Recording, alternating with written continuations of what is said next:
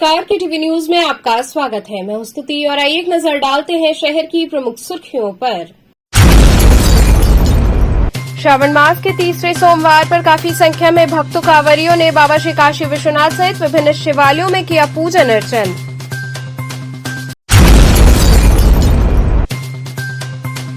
विश्वनाथ गली व्यवसायी संघ द्वारा भव्य शोभा यात्रा निकालकर बाबा श्री काशी विश्वनाथ का किया गया जलाभिषेक।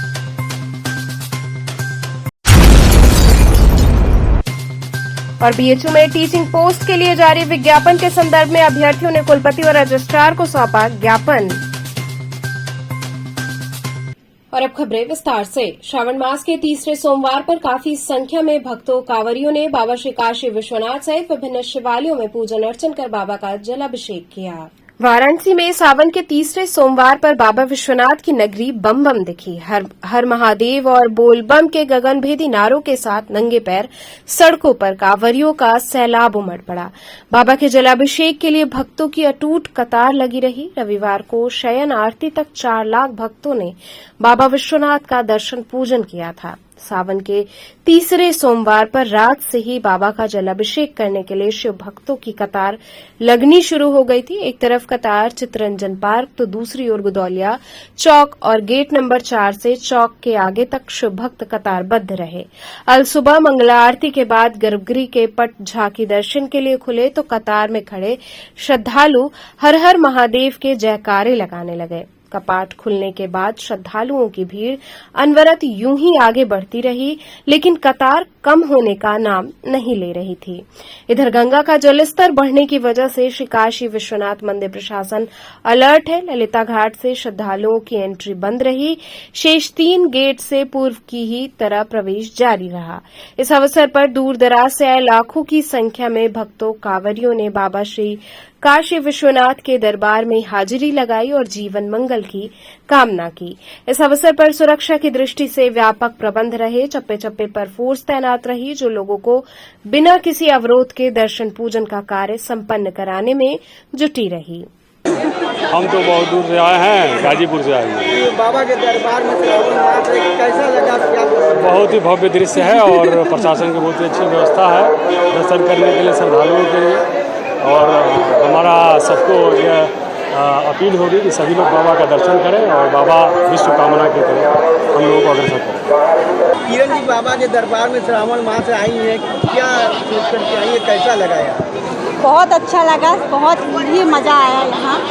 और मतलब बहुत अपनी अपनी जो जो इच्छाएं थी सभी लेकर आए हैं। बाबा भोलेनाथ सबकी इच्छा पूरी करे, बस इतना ही कहना चाहूँगी। तो कैसा व्यवस्था वगैरह आपको? बहुत अच्छा व्यवस्था है। दर्शन किया अच्छे से? जी, बहुत अच्छा व्यवस्था। आप पहली बार आएंगे? नहीं, पहली बार है यार। बहुत अच्छा है बाबा के दरबार। बहुत अच्छा है।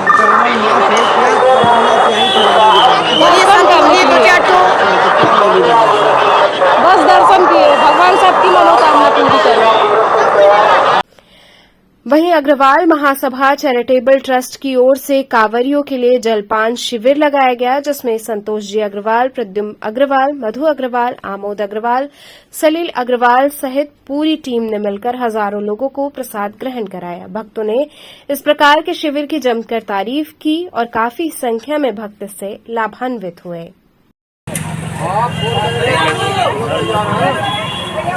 हरे महादेव। दीपू वर्मा प्रयागराज के रहने वाले दीपू वर्मा, आप जहाँ कहीं भी हैं, दीपू वर्मा।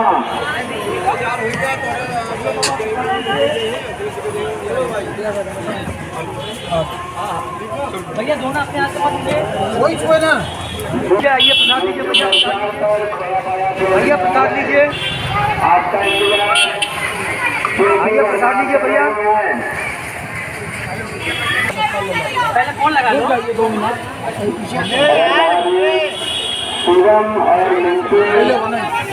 नहीं कम आगे बढ़ा। और अग्रवाल महासभा चैरिटेबल ट्रस्ट की स्थापना सेवा के कार्यों के लिए हुई थी। हम लोगों का आदर्श वाक्य है, धन्य भाग्य सेवा का अवसर पाया। तो हमारे लगभग 100 मेंबर हो रहे हैं यहाँ पे अग्रवाल बंधु, और हम लोग सेवा का कोई भी अवसर अपने हाथ से जाने नहीं देते हैं। और एक बड़ी लंबी श्रृंखला हम लोगों की कोरोना काल से लेकर अभी तक हम लोगों ने किया। उसी क्रम में हम लोग भी विगत वर्षों से सावन के सोमवार को यहाँ पे इस सेवा कैंप का आयोजन करते हैं, जिसमें फलाहार रहता है। जो बाबा के दर्शनार्थ आए हुए दूर दूर से लोग हैं उनको फलाहार की व्यवस्था रहती है। और ये चारों अधिक मास के इस बार सावन के सोमवार को ये आयोजित है। और ये आयोजन हम अपने संरक्षक माननीय श्री संतोष जी अग्रवाल, हरे कृष्ण ज्वेलर्स, अध्यक्ष माननीय श्री प्रद्युम्न जी अग्रवाल, उपाध्यक्षा डॉक्टर मधु अग्रवाल, बजरंग अग्रवाल जी, अजय कृष्ण अग्रवाल जी, आमोद अग्रवाल जी महामंत्री, इन सब के साथ मिलकर पंकज अग्रवाल जी हम लोग ये आयोजन करते हैं और सारे कार्यकर्ता लोग मेहनत से ये आयोजन करते हैं। वहीं श्रावण माह के तीसरे सोमवार को सभी शिवालयों में भक्तों की भीड़ उमड़ पड़ी। श्रद्धालुओं ने मंदिरों में पहुंचकर विधिवत पूजन अर्चन करते हुए बाबा का जलाभिषेक किया। इसी कड़ी में ईश्वरगंगे स्थित जागेश्वर महादेव मंदिर में भोर से ही भक्तों के दर्शन पूजन व जलाभिषेक का क्रम प्रारंभ हो गया।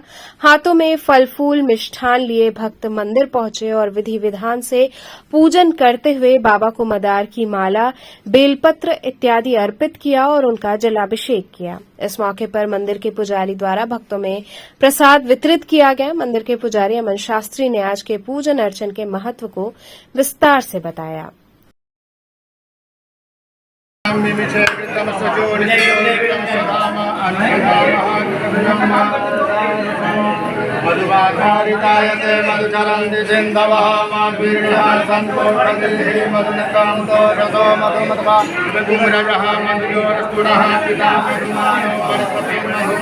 बाबा का तीसरा सोमवार है और जो कि यहाँ दूर दूर से श्रद्धालु आते हुए हैं।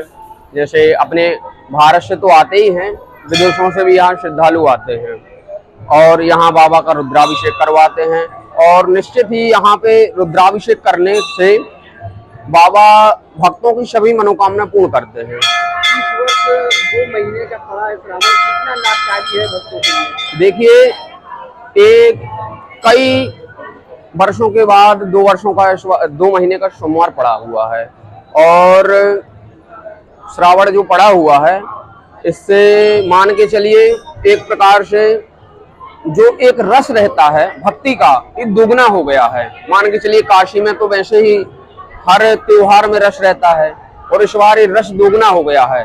इसी से भक्त और बड़े हर्ष उल्लास के साथ ये 2 महीने का सोमवार, 2 महीने का जो श्रावण है, बड़े हर्ष उल्लास के साथ मना रहे हैं। और आप देख सकते हैं बहुत ज्यादा भीड़ हो रही है और रुद्राभिषेक भी सभी लोग डेली करवा रहे हैं, जो निरंतर प्रतिदिन भी करवाते हैं। और इसका सोमवार में रुद्राभिषेक करवाने का और विशेष महत्व हो जाता है। जैसे सोमवार हो गया, प्रदोष हो गया, ये बाबा के दिन माने जाते हैं, तो एक विशेष महत्व हो जाता है। और यहाँ तो ये जागृत शिवलिंग है और ये शिवलिंग जो है आप लिए होंगे तस्वीर, ये जौ के समान बढ़ते शिवरात्रि के दिन, तो इस शिव का और भी महत्व हो जाता है। और बाबा जो यहाँ पे 3 महीने रेगुलर दर्शन करता है, बाबा उनकी निश्चित ही मनोकामना पूर्ण करते हैं और ऐसा सभी भक्तों का मानना है। और आप लोग तो निरंतर आ रहे हैं, तो आप लोग भी यही देख रहे हैं, सभी भक्तों की मनोकामना पूर्ण होती है। इसी कारण यहाँ पे बहुत ज्यादा भीड़ होती है। इसी क्रम में भक्तों ने गौरी केदारेश्वर मंदिर पहुंचकर विधिवत पूजन करते हुए बाबा का जलाभिषेक किया। यहां भोर से ही भक्तों के पहुंचने का क्रम प्रारंभ हो गया। सभी ने क्रमबद्ध तरीके से बाबा का दर्शन पूजन करते हुए उनका जलाभिषेक किया। देवों के देव महादेव की नगरी काशी तो अपने आप में विशिष्ट है, परंतु सावन के महीने में ये और भी विशेष हो जाती है। सावन का महीना भगवान शिव को समर्पित होता है। काशी में अनेकों शिव मंदिर हैं। इस महीने में तमाम मंदिरों में लाखों भक्तों की भीड़ होती है। महादेव के शहर बनारस में कई अद्भुत महाशिवलिंग हैं। इन्हीं में से एक है गौरी केदारेश्वर मंदिर, जिनकी महिमा अपरंपार है। धार्मिक मान्यताओं के अनुसार शिवलिंग के दर्शन से उत्तराखंड के केदारनाथ दर्शन के बराबर फल मिलता है। काशी के इस धाम में देश के साथ ही विदेशों से भी श्रद्धालु दर्शन को आते हैं। सावन के महीने के अलावा प्रत्येक सोमवार को यहां भक्तों की भारी भीड़ होती है। मंदिर के महंत परिवार से जुड़े कृष्णकांत दुबे ने बताया कि भगवान शिव की नगरी 3 खंडों में विभाजित है। पहला काशी खंड, दूसरा गौरी केदारेश्वर खंड और तीसरा ओमकारेश्वर खंड। इसके पहले खंड को केदार खंड, बीच के खंड को विशेश्वर और उत्तर भाग को ओमकालेश्वर कहा जाता है। धार्मिक मान्यताओं के केदार खंड में भैरव यातना भी नहीं मिलती है। इसलिए केदारनाथ में गौरी केदारेश्वर के दर्शन से मोक्ष की प्राप्ति होती है। भगवान राम के वंशज राजा मानदाता भगवान शिव के परम भक्त थे। वे नित्य केदारनाथ के दर्शन को जाते थे और भगवान को खिचड़ी का भोग लगाते थे। भगवान शिव के कहने पर ही वो काशी आए और यहाँ कड़ी तपस्या की। उनकी तपस्या से भगवान शिव प्रसन्न हुए और खिचड़ी से प्रकट हुए, जिन्हें गौरी केदारेश्वर के नाम से जाना जाता है। काशी के इस मंदिर में महादेव 15 कला में विराजमान है। इस मंदिर में सावन के महीने में लाखों श्रद्धालुओं की भीड़ दर्शन पूजन करने आती है। पृथ्वी पर भगवान भास्कर जब उगते हैं तो उनकी पहली किरण भगवान गौरी केदारेश्वर के ऊपर पड़ती है। सावन में तो बहुत ही महत्व है। महादेव की नगरी बोली जाती है काशी, और काशी में जो खंड है, काशी का ये प्रमुख खंड माना गया है। काशी को 3 भागों में विभाजित किया गया है। काशी का जो खंड है 3 खंड है।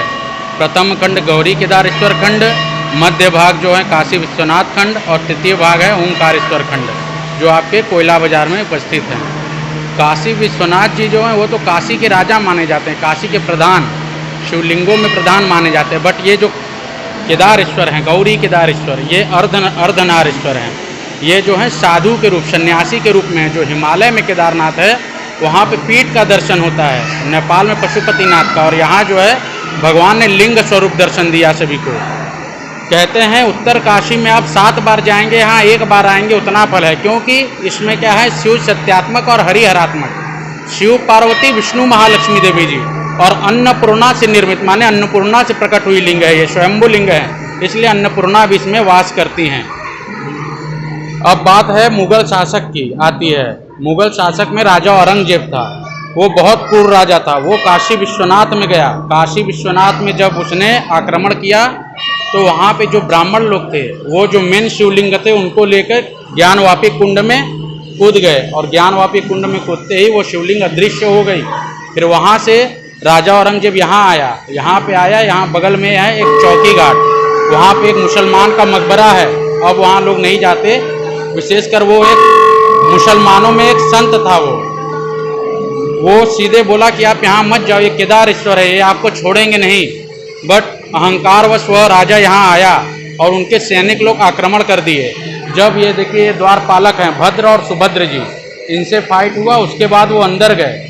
अंदर जाने के बाद नंदी से उनकी फाइट हुई। नंदी को उसने तलवार से मारा और सरिये से उनके कान में पिंच किया। जब वो पिंच किए तो पी निकले, भौरे जिसको कहते हैं, वो भौरा निकलकर उन सैनिकों को काटना चालू कर दिए। जितना नंदी को ब्लड निकला उतने भौरे निकले, और भौरे निकल के उनको काटना चालू किए। वहाँ से वो लोग रन अवे कर गए। फिर वो राजा औरंगजेब काशी में कभी नहीं आया और रह गए ये प्रमुख। विश्वनाथ गली व्यवसायी संघ द्वारा भव्य शोभा यात्रा निकालकर बाबा श्री काशी विश्वनाथ का जलाभिषेक किया गया। प्रतिवर्ष की भांति इस वर्ष भी सावन के तीसरे सोमवार को विश्वनाथ गली व्यवसायी संघ के बैनर तले विश्वनाथ गली के व्यापारियों ने शोभा यात्रा निकालकर बाबा विश्वनाथ का जलाभिषेक किया। इन व्यापारियों का समूह दशाश्वमेध स्थित चित्तरंजन पार्क पर इकट्ठा हुआ, जिसमें महिलाओं की भी अच्छी खासी संख्या रही। इसके बाद शोभा यात्रा डमरुओं की गड़गड़ाहट एवं शंखनाद के साथ सिंहद्वार विश्वनाथ गली होते हुए काशी विश्वनाथ मंदिर पहुंचकर बाबा का जलाभिषेक किया। जलाभिषेक शोभा यात्रा के पूर्व में महर्षि वेद विज्ञान पीठम के 11 वैदिक बटुकों द्वारा काशी के 84 घाटों के साथ 12 प्राचीन पौराणिक काशी के 12 प्राचीन कूप के जलों के कलशों का पूजन किया गया। पूजन के बाद हजारों की संख्या में उपस्थित व्यापारी बंधु व परिवार की महिलाएं व पुरुष अन्य कलशों में 84 घाटों का जल लेकर बाबा विश्वनाथ का जलाभिषेक करने के लिए रवाना हुए। जलाभिषेक कार्यक्रम में प्रमुख रूप से विधायक डॉक्टर नीलकंठ तिवारी मुख्य अतिथि रहे तथा नेतृत्व अध्यक्षता शंकरपुरी जी महाराज महंत श्री अन्नपूर्णा मठ मंदिर काशी ने किया। जलाभिषेक में मुख्य रूप से रमेश तिवारी, कमल तिवारी, डॉक्टर पवन शुक्ला, भानु मिश्रा, राजू बाजोरिया, सुनील शर्मा, ऋषि झिंगरन आदि उपस्थित रहे।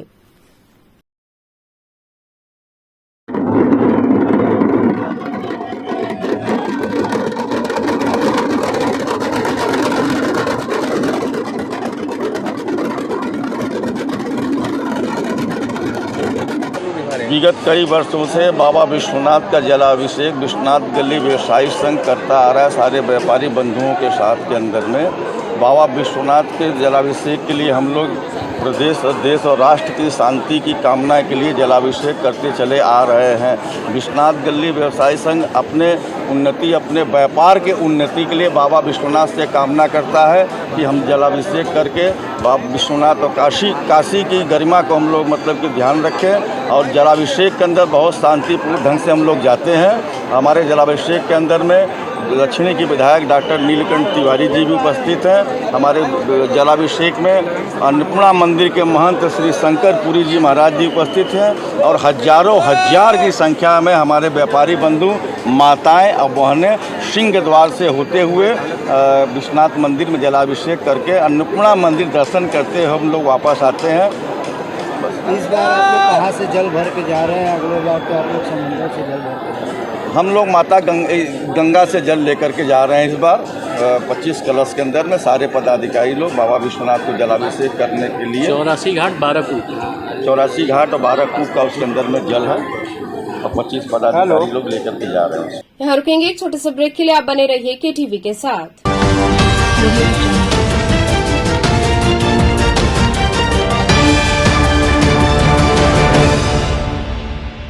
Care and Career Group of Schools believes in hard work, discipline and learning. E-backed digital smart classes. Our holistic teaching results into aware and intelligent students. Our students perform scientific experiments on their own under able guidance. Here, computer education is a regular part of our curriculum. AC nursery classrooms equipped with latest toys and learning tools focused on audio visual and motor skill developments. Special music classes, art and craft, science exhibitions, cultural activities, weekly extracurricular activities, experienced faculty. Indoor games like carom and chess, outdoor games like volleyball, basketball, etc. Transport facility. Join today. Care and Career Group of Schools, Misir Pokhara, Industrial Estate Road, Madwadi, and Dashasomed, Varanasi.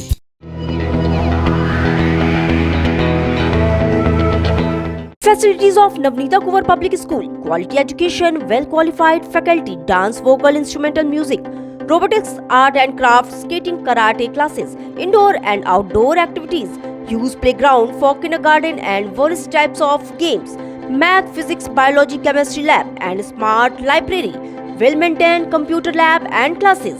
Highly secure and GPS track conveyance facilities. Educational based activities using technique tools and interesting methods for students. Navneeta Kuvar Public Schools, Swahi near BHU Hyderabad Gate, Varanasi. Mobile number 7311128462. Navneeta Kunwar public school, Swami Harsivanand public school. छात्र छात्राओं हेतु वातानुकूलित छात्रावास की सुविधा, हर तिमाही युक्त खेल का मैदान, इंडोर गेम, आउटडोर गेम की सुविधा, जिम, योगा, ध्यान की विशेष कक्षा, NCC, ABC सर्टिफिकेट तथा करियर काउंसलिंग की सुविधा, विज्ञान, कला तथा कॉमर्स के साथ वैकल्पिक विषयों की एक लंबी श्रृंखला, कम फीस में उत्कृष्टतम अध्ययन की व्यवस्था, शहर के सभी क्षेत्रों में बस की सुविधा, विज्ञान, कंप्यूटर तथा सभी आधुनिकतम प्रयोगशाला उपलब्ध, audio video classes. Swami Harsivanand public school and hostel, शिक्षण समूह शाखाएं Garhwa Ghat, Ramna, Varanasi. Phone number 9554995413, Jagatganj Varanasi. Phone number 7408457111, Vanpurva, Ramna, Varanasi. Phone number 9554955412, railway station road, Churk, Sonbhadra. Phone number 7081109710, Marsada, Ghorawal, Sonbhadra. Phone number 955496319495 एवं स्वामी हरसिवानंद महा। काशी का पहला सुपर स्पेशलिटी कॉर्पोरेट हॉस्पिटल। स्वास्थ्य से जुड़ी सभी समस्याओं का समाधान एक ही छत के नीचे। 24 घंटे इमरजेंसी सुविधा, neuro surgery, laparoscopic surgery, gastroenterology surgery, orthopaedic, paediatric, cardiology, obs and gynaecology, cath lab, Ayushman Bharat Yojana के अंतर्गत मुफ्त इलाज एवं TPA की सुविधा, लेबोरेटरी सुविधा, ICU, NICU, dialysis, ultrasound, x ray की सुविधा, मेडिकल स्टोर, 24 घंटे चिकित्सकों की टीम मरीजों की सेवा हेतु तत्पर, 24 घंटे एम्बुलेंस सेवा, 17/329 रोडवेज वर्कशॉप के सामने cantt, Varanasi. Mobile 7081022111 7081044111। Cygnus Lakshmi hospital, चुने सबसे सुरक्षित, सबसे विश्वसनीय। जुड़े रहने के लिए हमारे चैनल KTV वाराणसी को सब्सक्राइब करें और लेटेस्ट अपडेट्स के लिए बेल आइकन को प्रेस करें।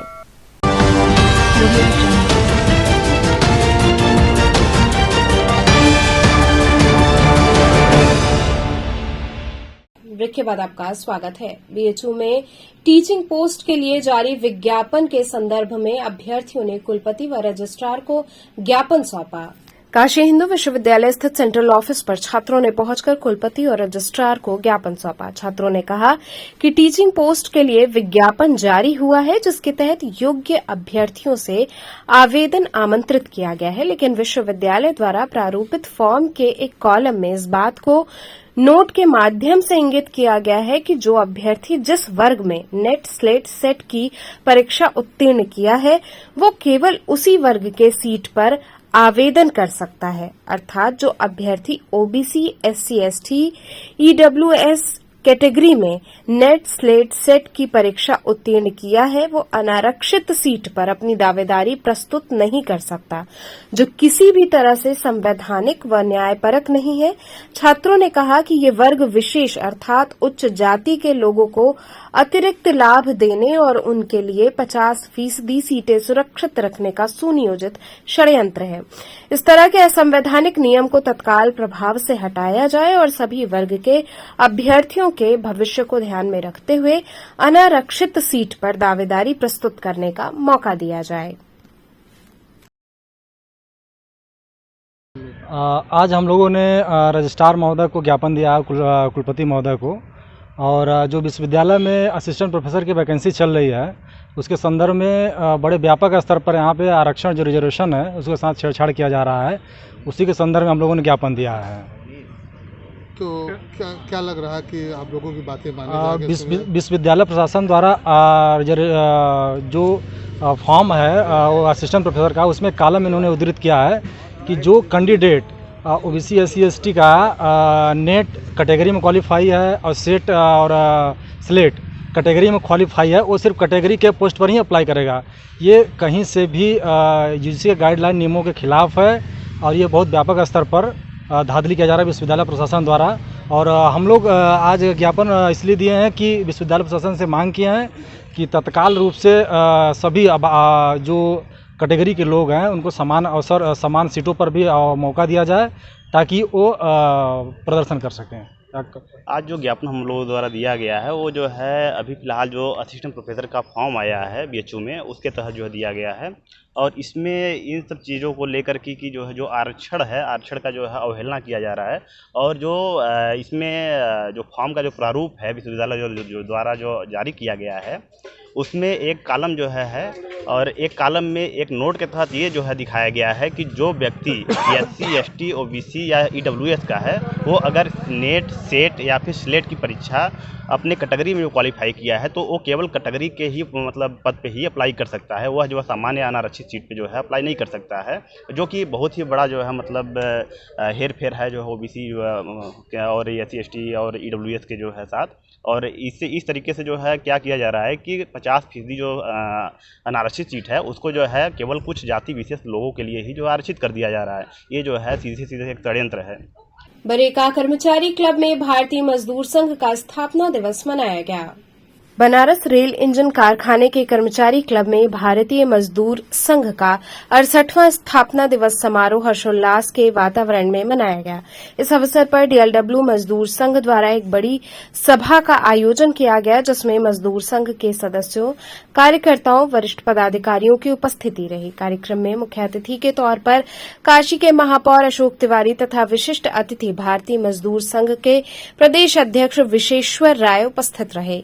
कार्यक्रम कार्यक्रम का प्रारंभ दीप प्रज्वलन के साथ भारत माता और भारतीय मजदूर संघ के संस्थापक दत्तोपंत ठेंगड़ी के चित्र पर माल्यार्पण के साथ किया गया। इसके पश्चात अतिथियों को अंगवस्त्रम तथा माल्यार्पण के द्वारा उनका सम्मान किया गया। कार्यक्रम में मुख्य वक्ता Anoop, assistant professor law faculty BHU ने भारतीय मजदूर संघ की स्थापना का उद्देश्य, देश के मजदूर आंदोलनों में भारतीय मजदूर संघ की भूमिका तथा श्रमिक आंदोलनों में योगदान का उल्लेख विस्तार से किया। कार्यक्रम को विश्वेश्वर राय, प्रदेश अध्यक्ष भारतीय मजदूर संघ तथा राधा वल्लभ त्रिपाठी, राष्ट्रीय संगठन मंत्री भारतीय रेलवे मजदूर संघ ने भी संबोधित किया तथा वर्तमान परिवेश में भारतीय मजदूर संघ की कार्यप्रणाली और श्रमिक समस्याओं के प्रति मजदूर संघ की प्रतिबद्धता व्यक्त किया। कार्यक्रम में प्रमुख रूप से केसी पांडे, अश्विनी यादव, अखिलेश सिंह सहित कई लोग सम्मिलित हुए। आज हम लोग यहाँ पर भारतीय मजदूर संघ का 69वां स्थापना दिवस मना रहे हैं। आज के कार्यक्रम में हम आज संगठन का जो आज स्थापना हुआ है उसके विषय पर और हमारे जो संस्थापक थे श्रद्धेय ठेंगड़ी जी, उनके द्वारा मजदूरों के प्रति जो कार्य के लिए संगठन की स्थापना की गई थी उसके उद्देश्य और उसके बारे में चर्चा की जाएगी। मुख्य अतिथि वाराणसी के मेयर श्री अशोक तिवारी जी हैं। इसका उद्देश्य राजनीतिक संगठन से प्रेरित कई श्रमिक संगठन थे, परंतु भारतीय मजदूर संघ की स्थापना श्रद्धेय दत्तोपंत ठेंगड़ी जी ने मजदूरों के लिए और मजदूरों के हित में काम करने के लिए बनाया। इसका किसी भी राजनीतिक संगठन से कोई संबंध नहीं है। आज भारतीय मजदूर संघ के स्थापना दिवस के अवसर पर यह कार्यक्रम हो रहा है। भारतीय मजदूर संघ शुरू से ही जो ट्रेड यूनियन की नॉर्मल डिमांड होती है, हमारी मांगे पूरी हो चाहे जो मजबूरी हैं, उनसे हट करके मानवता की रक्षा के लिए अपने श्रमिकों को संघर्ष करने के लिए प्रेरित करता है। भारतीय मजदूर संघ के कार्यकर्ता मानवता के लिए उषा की किरण जगाने का कार्य करते हैं और वे अक्सर शोषित, पीड़ित, दलित वर्ग के लिए कार्य करते हैं और इसके करते हुए अपने देश के लिए, अपने राष्ट्र के लिए आवश्यकता बढ़े तो अपने प्राणों की आहुति भी दे देते हैं।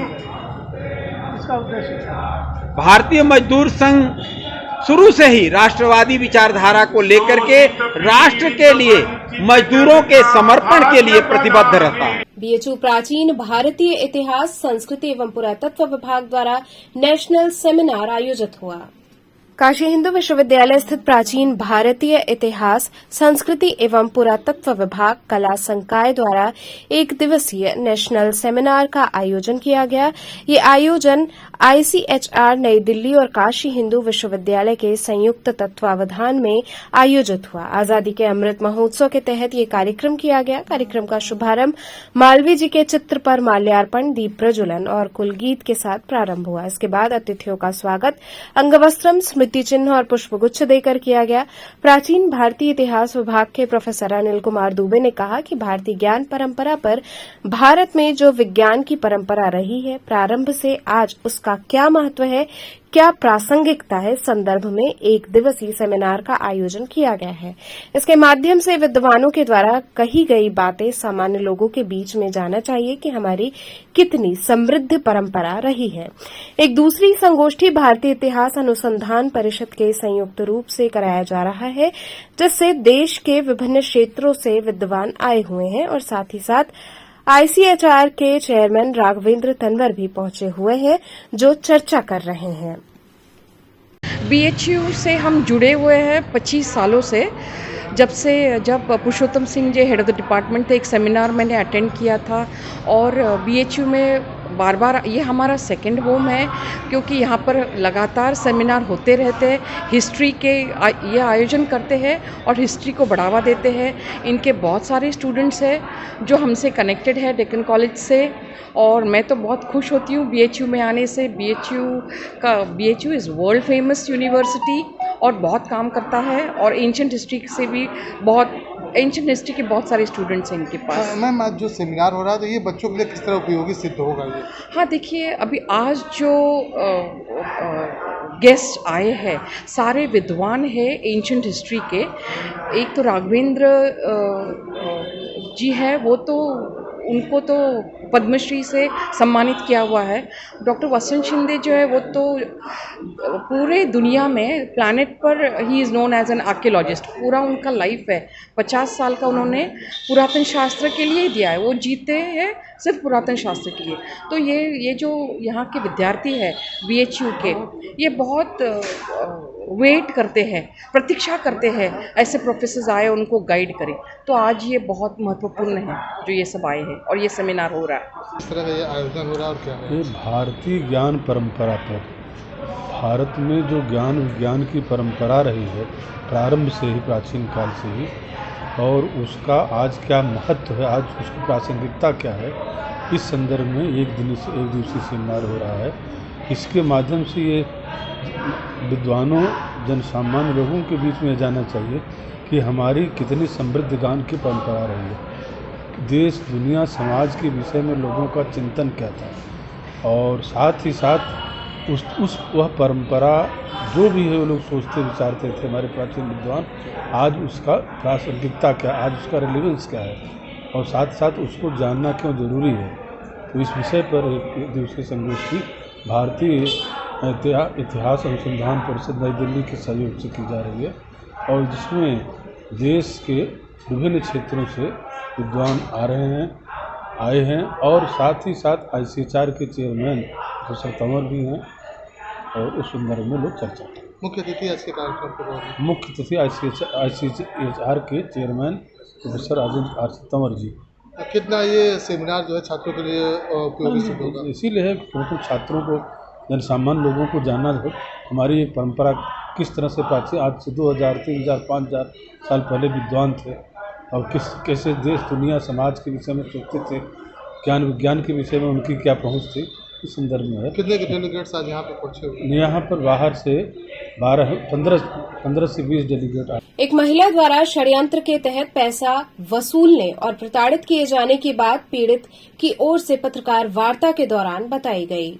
एक महिला द्वारा षड्यंत्र के तहत पैसा वसूलने का मामला प्रकाश में आया है। संदर्भ में पत्रकार वार्ता करते हुए पीड़ित विकास यादव की बहन ममता यादव और उनके मित्र संदीप मिश्रा ने बताया कि अपराजिता उपाध्याय नामक महिला द्वारा विकास यादव के खिलाफ शिकायत दर्ज कराई गई है कि विकास यादव द्वारा उसके साथ 11 साल से कैद करके दुष्कर्म किया गया और उसने शादी का झांसा दिया है, जबकि मामला इसके उलट है। अपराजिता उपाध्याय द्वारा ऐसा कृत्य कई लोगों के साथ किया जा चुका है।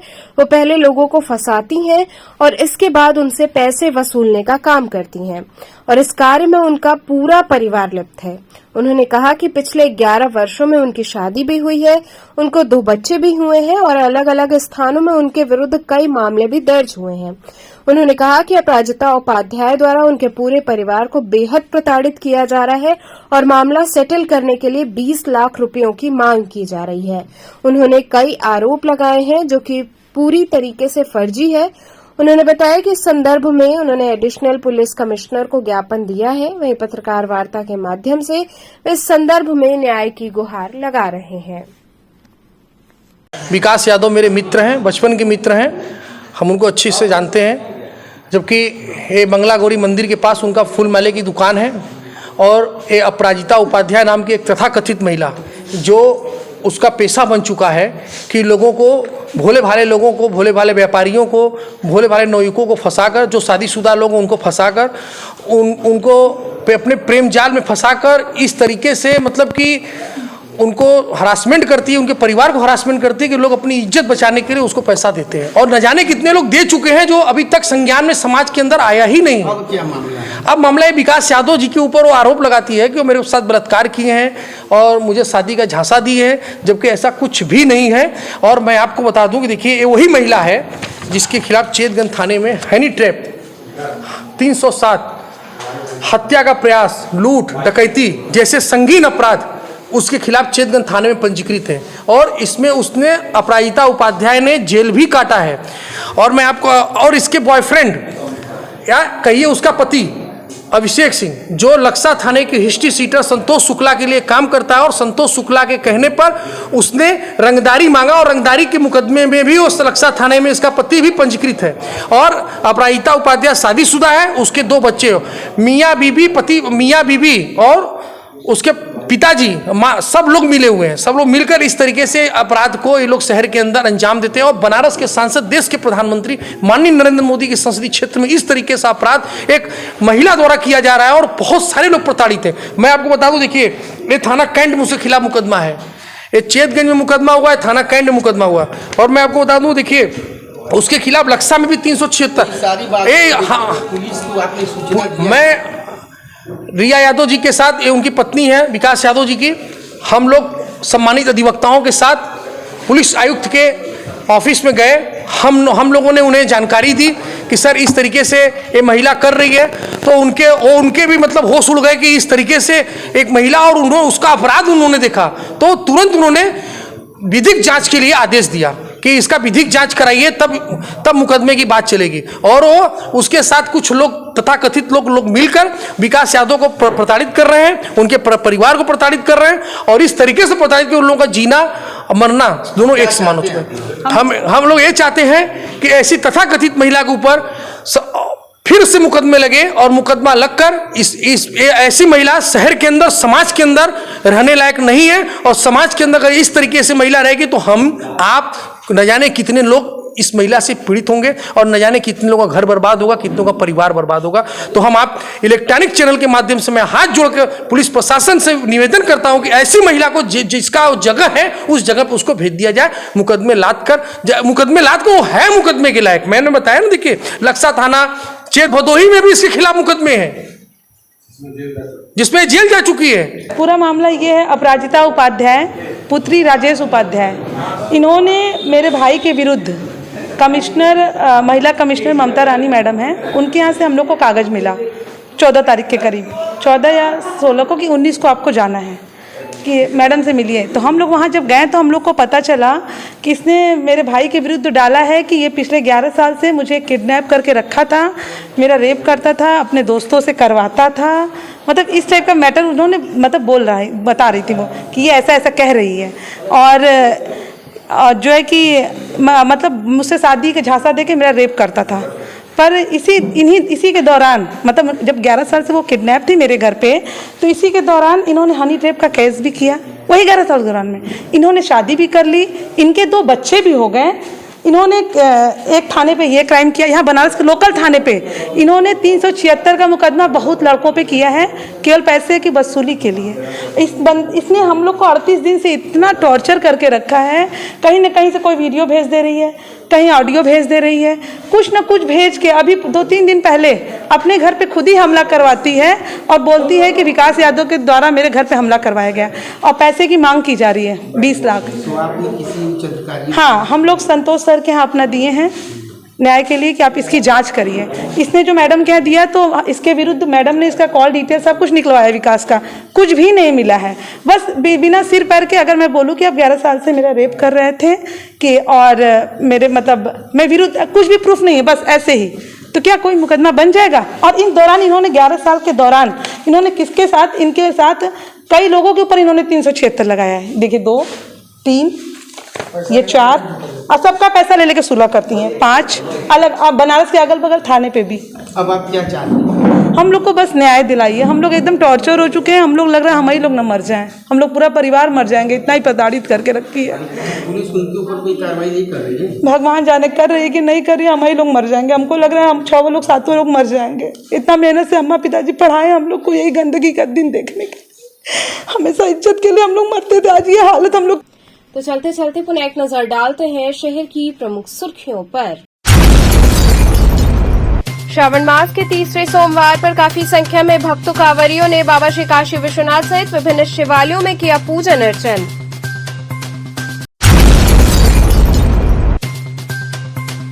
विश्वनाथ गली व्यवसायी संघ द्वारा भव्य शोभा यात्रा निकालकर बाबा श्री काशी विश्वनाथ का किया गया जलाभिषेक।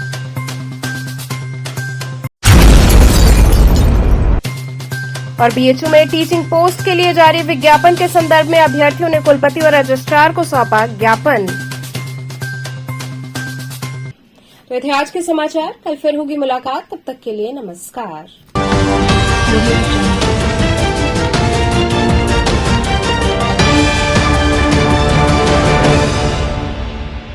खबरों से जुड़े रहने के लिए हमारे चैनल KTV वाराणसी को सब्सक्राइब करें और लेटेस्ट अपडेट्स के लिए बेल आइकन को प्रेस करें।